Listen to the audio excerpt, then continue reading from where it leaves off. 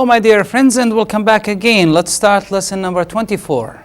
In this lesson, we're going to talk more about recursion. Basically, more applications on the use of the recursion process. In this presentation, we're going to introduce the problem of towers of Hanoi. And then we're going to talk about the power function. And then we're going to introduce the divide and conquer sorting algorithms.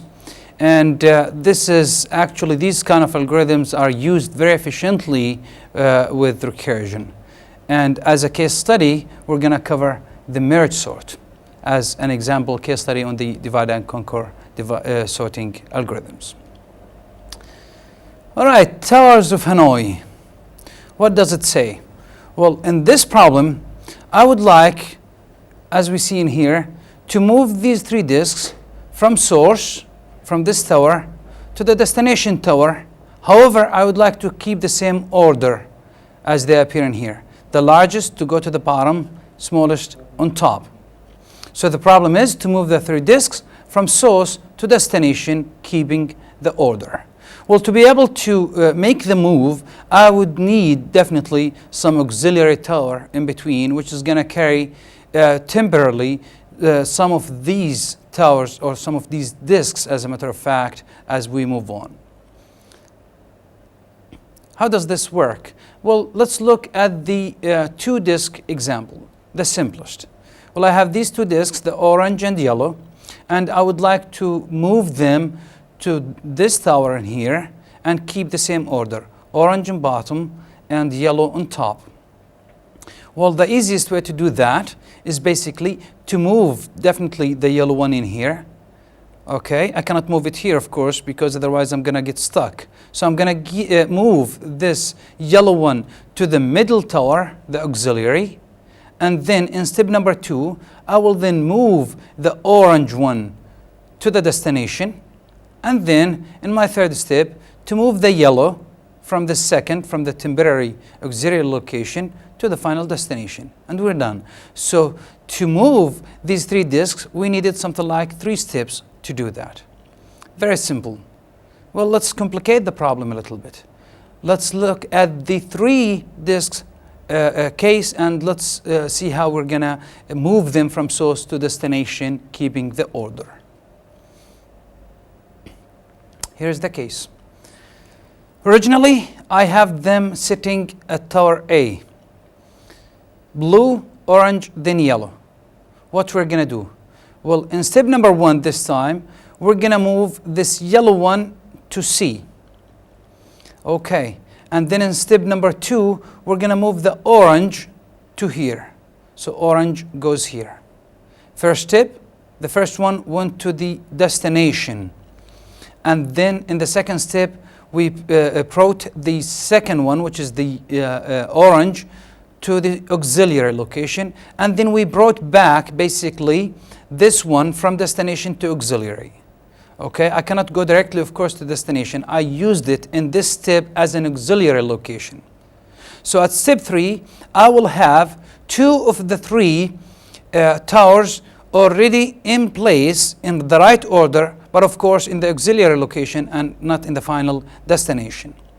Okay, in step number 4 now, I can move this biggest disk to the destination, and it's going to sit there now forever. That's the correct place for it. All right, I would like to bring the orange one. Well, the orange one is in the bottom, and I cannot take it right away. So what I'm going to do, I will bring back this yellow one to this as a temporary location. So I'm going to use A as an auxiliary location to where I'm going to take whatever I have in here to tower A. And then now in the next step, I can definitely move this orange to go to C on top of the blue one. And these 2 now are in the final place. And then as a final step, I will go ahead and move whatever I have in here to the destination C, and now I have a complete solution. How many steps I needed? Something like 7 steps. When I had like 2 disks, I needed 3 steps. When I had 3 disks, I needed something like 7 steps. That seems like it's a power of something kind of operations. Yes, exactly. It is 2 to the power 3 minus 1 and 2 to the power 2 minus 1.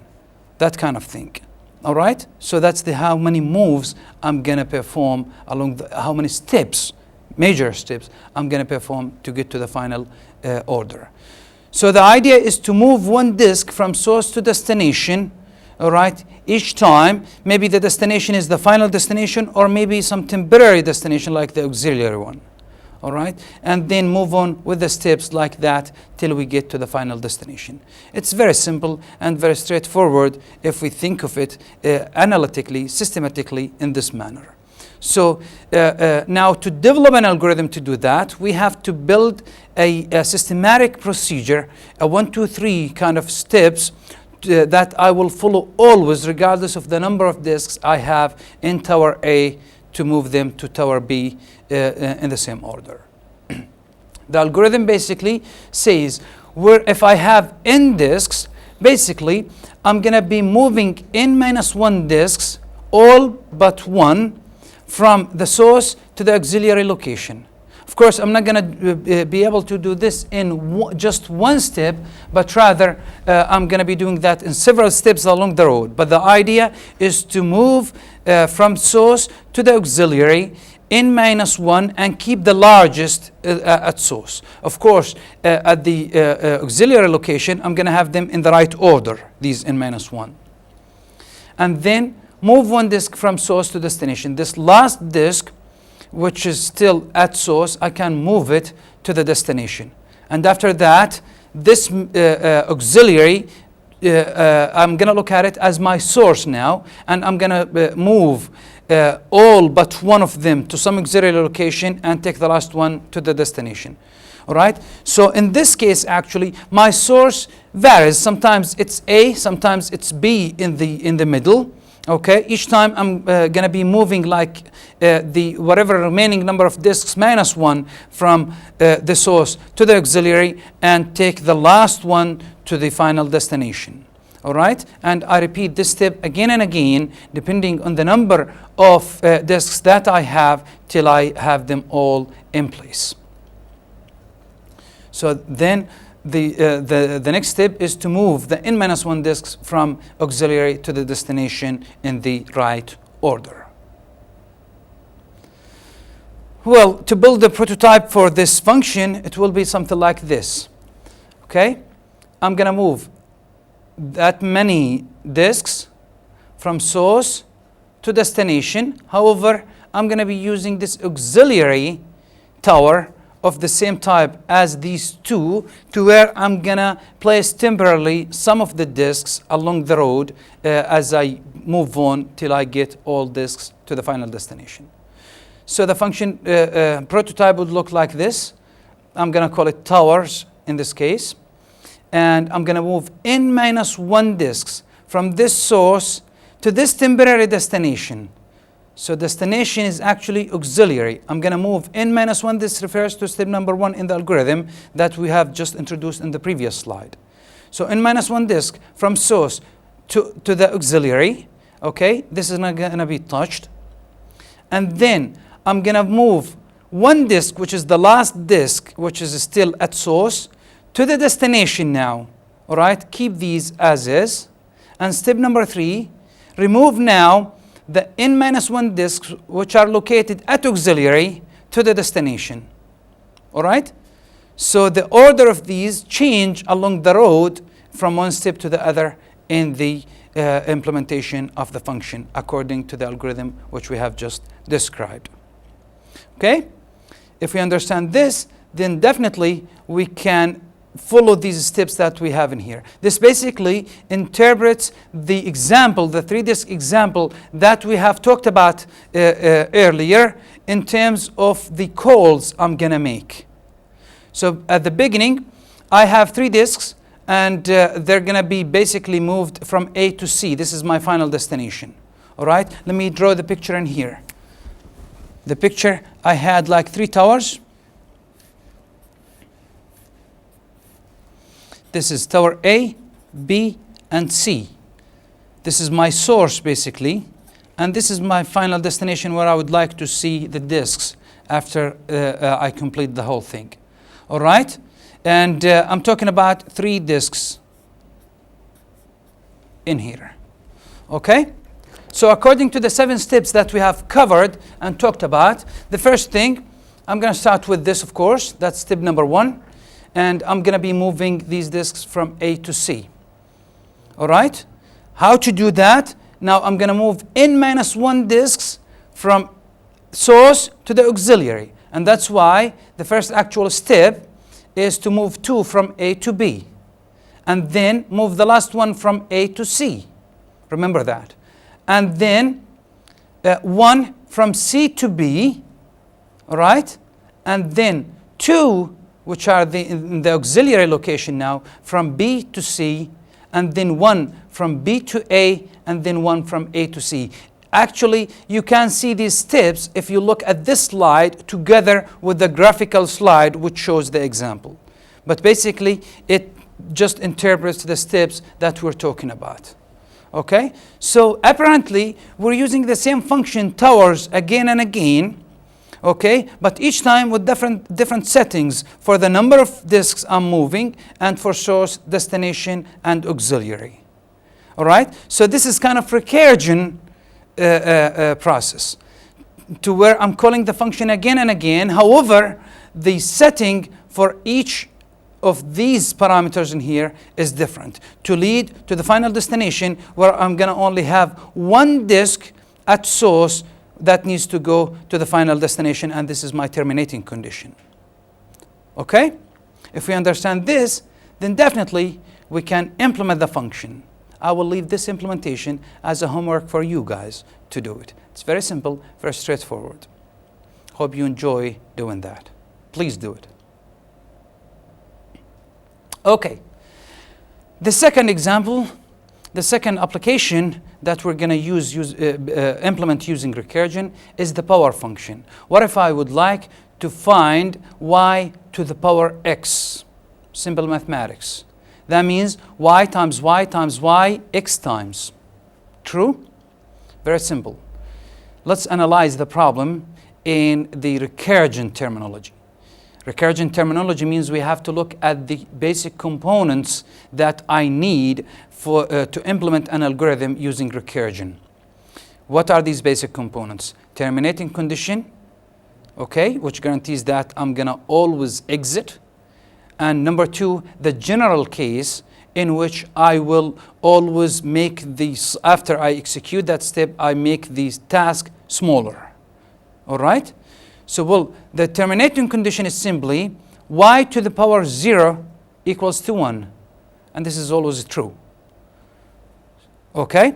And basically, the general case is that y equals y to the power x can be written as y times y to the power x minus 1, right? So I'm always going to be decrementing the power with each step of the process, all right?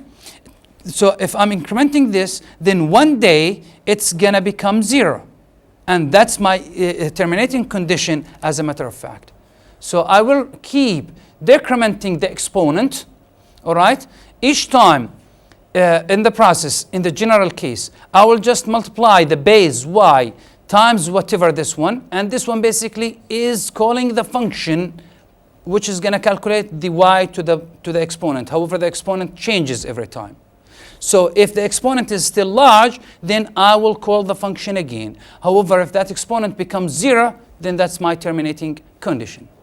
Very simple and straightforward. How this works? Well, basically, as a main function, I would assume something like this. I'm going to ask the user to provide the base and the exponent. This is called base, and this is called exponent. And then after that, I'm going to call the function called power, to where I'm going to pass to it this base and exponent. All right? It's going to calculate the result, return it back into result, and then I'm just going to print that result for the user. All right? Well, this power function is going to call itself again and again till it reaches the terminating condition to where the exponent becomes 0. All right? And in that case, the power equals to 1. All right. Then the algorithm for this power function would be something like this.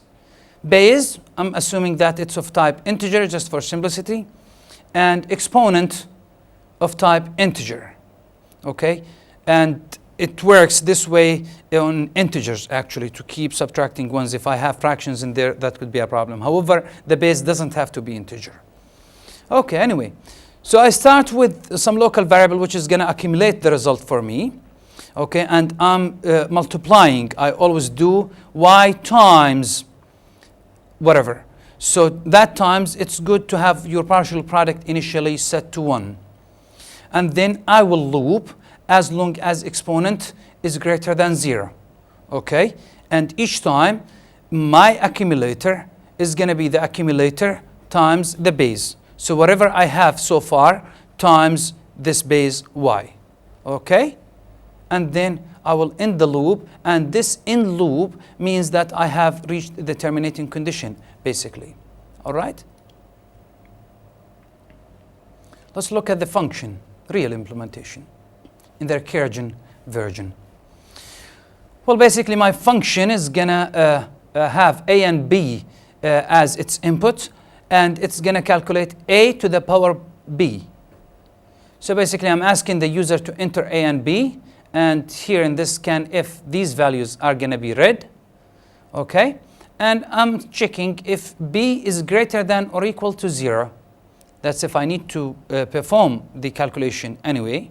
And in this example, we're not calculating negative powers. We want to avoid that, okay? Then what I'm doing, this is a printf statement. However, inside it here, I'm making a call to the function called power a and b, base exponent. All right, so I'm making a call to this function. Let's build this function. That's where the recursion is, as a matter of fact.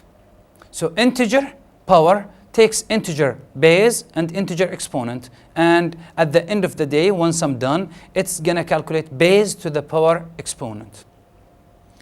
Well, always recursion starts with a big if statement, checking for this terminating condition, as we all remember, right? So the first thing I'm going to do is check if exponent equals 0. If that is the case, that means we're done. This is the terminating condition, just return. Now I have something to the power 0, and that equals to 1. So simply return 1 in that case. However, if exponent is still more than 0, then I need to call the function again. But this time, the parameter is going to be exponent minus 1. So basically, the value of this equals y, all right, the base, times this power. So I'm going to call this function again, but this time with 1 less in the exponent. So basically, I'm going to return base times, I'm calling this function again, passing base again, but with exponent minus 1. So this thing is going to keep then circulating, calling itself again and again. Each time, it's going to multiply the base by whatever return value coming from this till I get to the point where I have 0 in the exponent. In that case, I'm going to return 1 in here. So the result from here is going to be 1. So it's going to be base times 1, and that's going to be the final value. And then I'm going to return. All right? That means if I have in entries, I will need something like order of n squared to sort them using the bubble insertion or selection sort. But how about if I have half of these entries to sort? Then the number of computations are going to drop down to 1/4. It's the same thing. It's going to be n over 2 all squared. And that's a big advantage. Well, but I have n entries to sort, not n over 2. Well, that's fine. How about if I divide this big list, which has n entries, into 2 blocks? Each one of them contains n minus 2. In that case, I will need only quarter of the number of computations to sort that, the first half, 1/4 of the computations to sort this one. All right, and then I can merge them together. Okay. Connect them together again. And hopefully with this connection, I'm not going to have that many comparisons that I'm going to do, because these two sublists are semi-ordered if I put them together. And that way I can save time, save number of computations. That's exactly the idea behind divide and conquer sorting. So if the list is divided into 2 equal sized lists and sort them separately, these 2 halves, then we will save work, definitely. This way of thinking is called divide and conquer.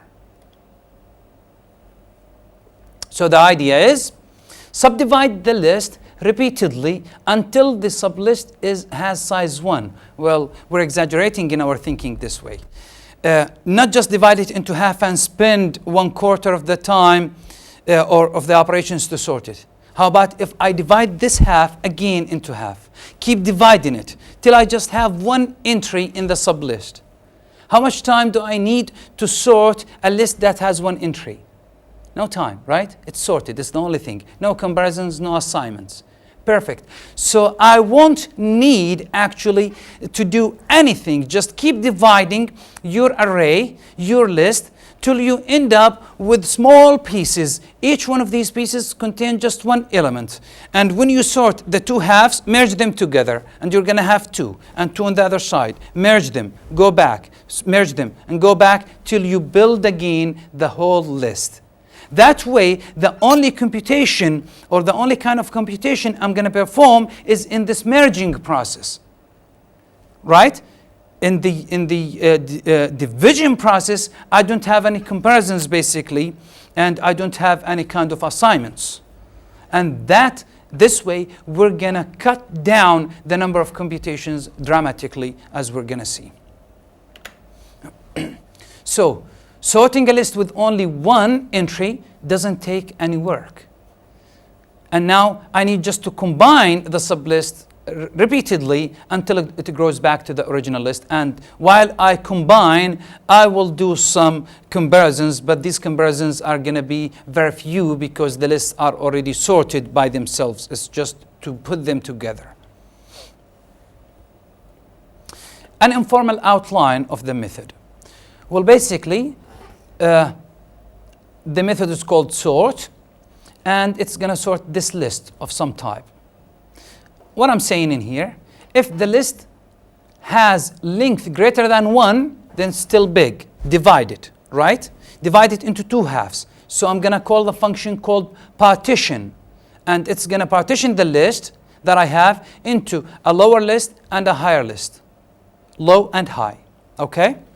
And then I'm going to sort again, calling the function again, all right, on the lower half and sort the upper one. So it's going to divide it again and again. That means once I say sort, it's going to go here, and the first thing it's going to find is partition. Okay, so that way, recursively, I'm going to be dividing again and again these lists till I end up with this terminating condition to where the size is actually 1. And then I won't get into this if clause, but rather I'm going to return. All right? In that case, after I finish with the partitioning, I'm going to sort this, and then combine the lower list with the upper list, and so go backward with this process.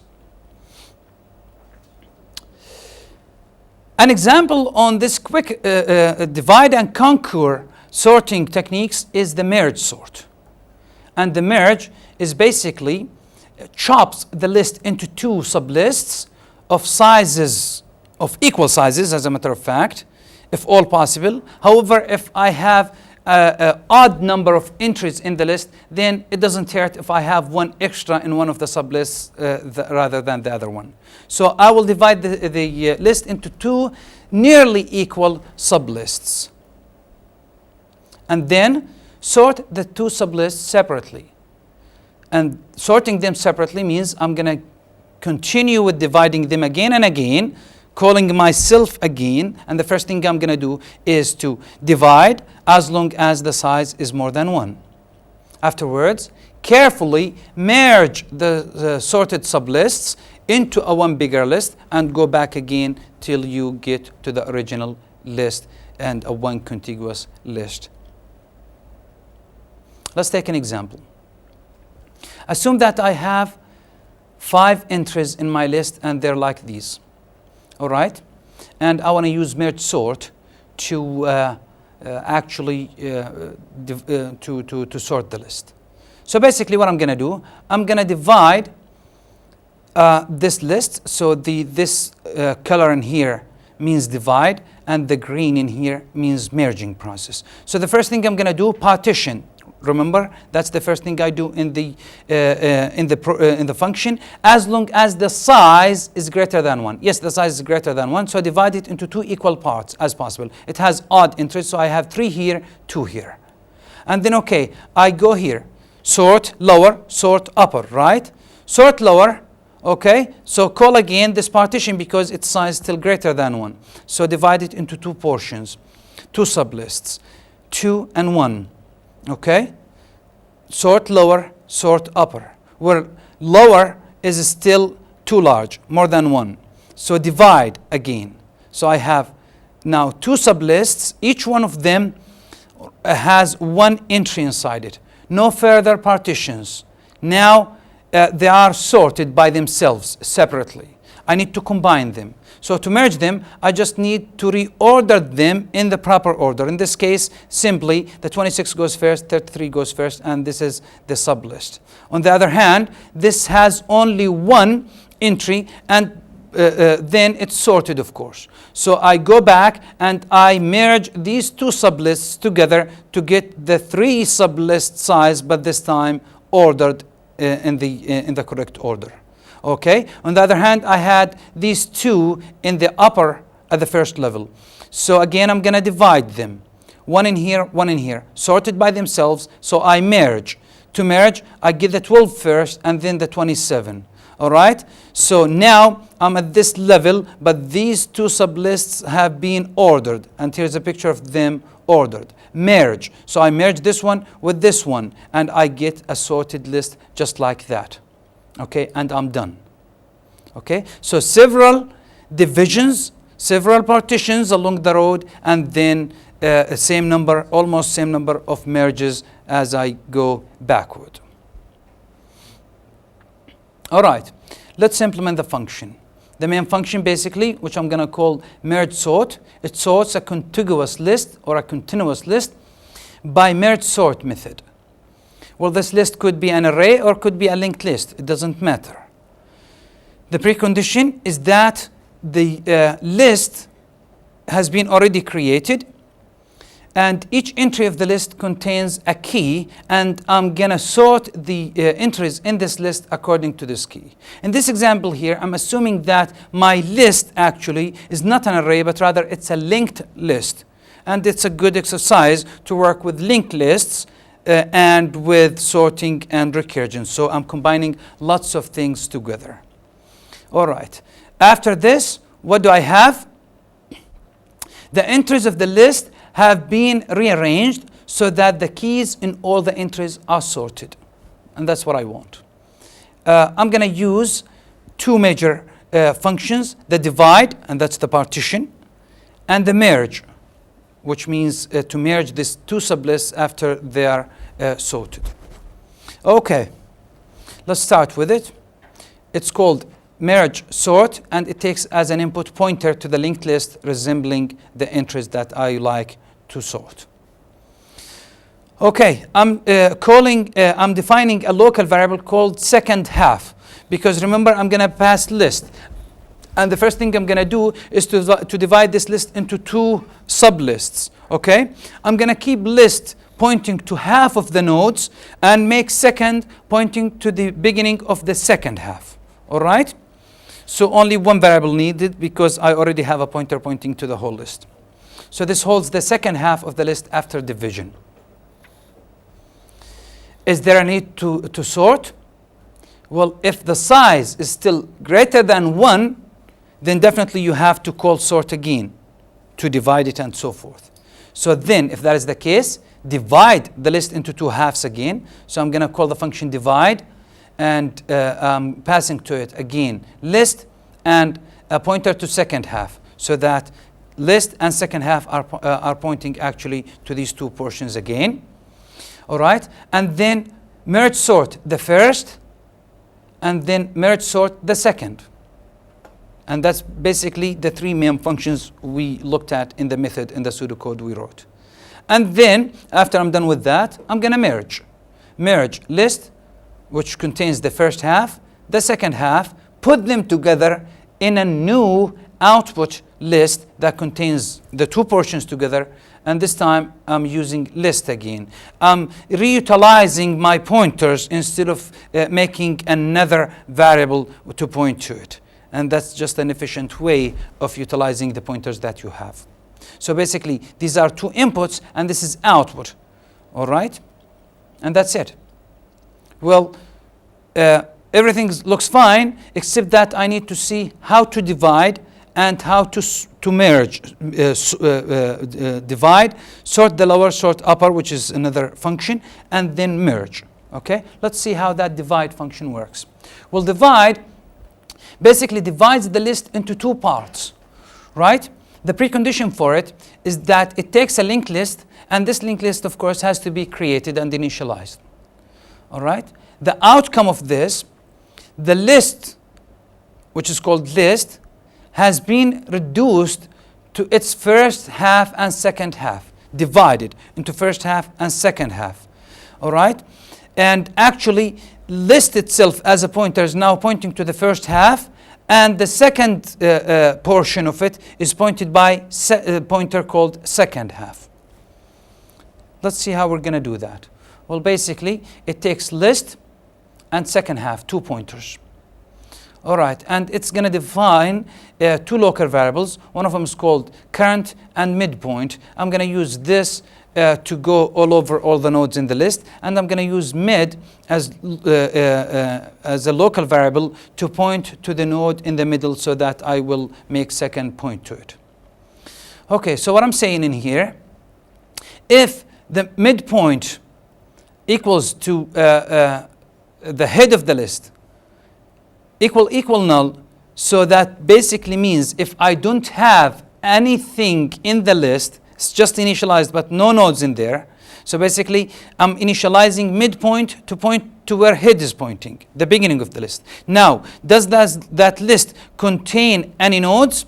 If no nodes in there, then basically second half points to null. I don't have anything in the second half. And of course, the first half is pointing to null as well.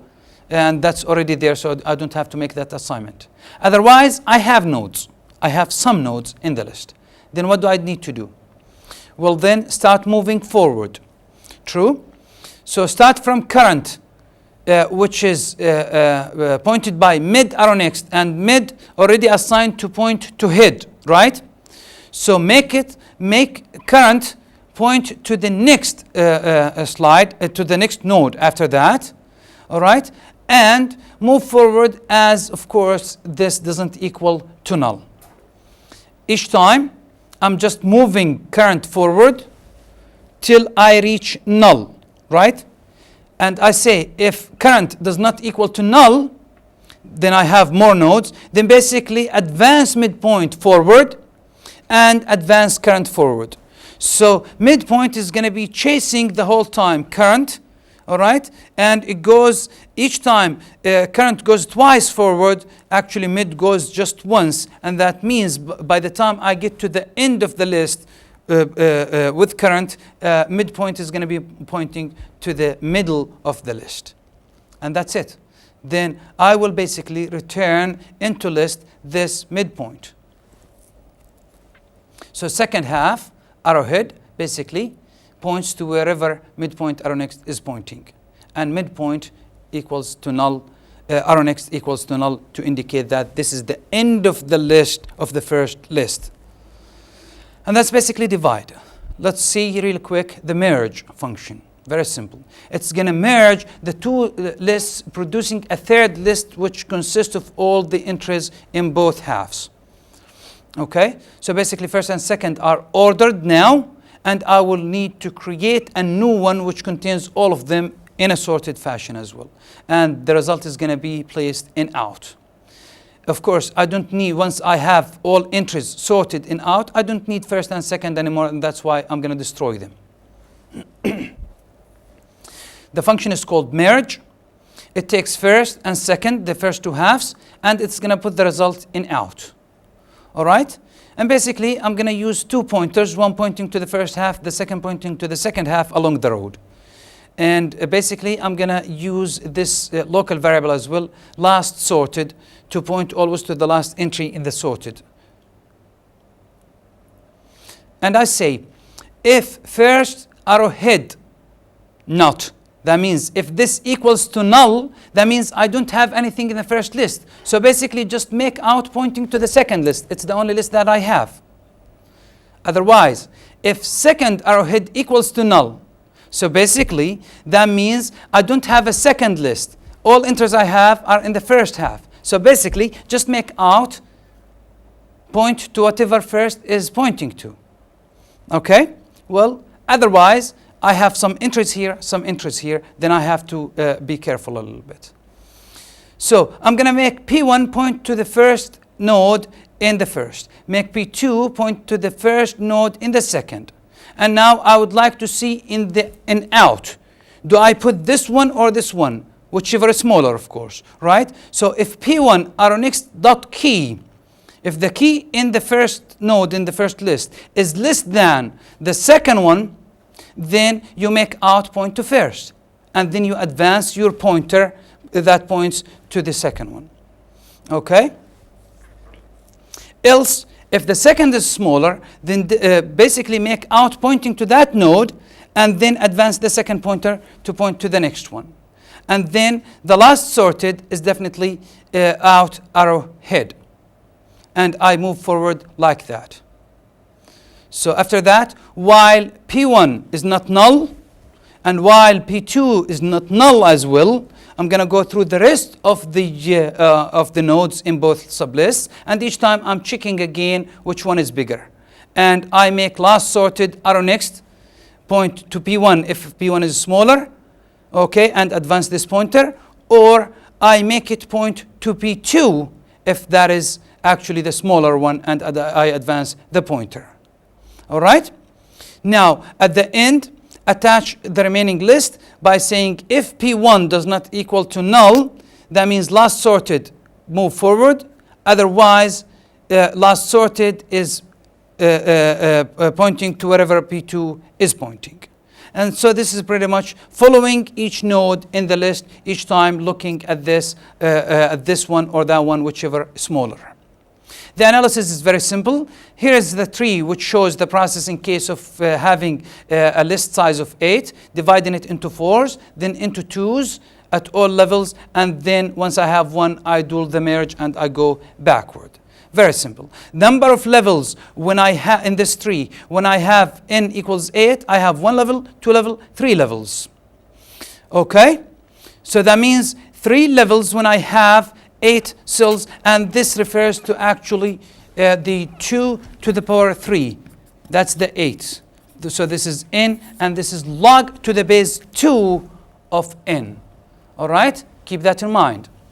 Then comparisons, to compare of one key, it's done actually once in one place in the complete merge sort. Actually, I do that only once when I want to merge. This place is within the main loop of the merge function. That's when I compare, as a matter of fact. In the divide, I don't have any comparisons. I keep just dividing. And that means after each comparison, one of the 2 nodes is sent to the output, either this one or that one, right? So if that's the case, then the number of comparisons are certainly cannot be more than the number of entries. For each entry, I make one comparison. So I have n entries, then n comparisons. True? So according to the tree that we have seen, the total number of entries at each level is n. Okay? And that's basically the number of entries I have in the list. However, the number of levels, excluding, of course, the leaves, because I don't do any comparisons there, has log n to the base 2 levels, as I mentioned here. So basically, at each level, I'm making n comparisons. How many levels I have? Log n to the base 2. That means basically that the total number of comparisons is going to be n times log n to the base 2. Order of that, of course. Okay? So that's basically the complexity of this merge sort. N log n. What is this as compared to the n squared that we have in the case of the insertion sort or the selection sort. It was like this. It grows very fast, this one, when I go with n square, as in grows very fast. However, the n log n relatively goes very slow. And that means the merge sort is much more attractive, actually, than using the insertion sort, because I have much less number of computations. And this is the advantage of this technique. Thank you very much for watching. This is the last thing I would like to talk about. Go to the internet, UNINETTUNO website, click on the MidNetU project, and you're going to see this presentation and many other interesting stuff. Thank you. Bye-bye.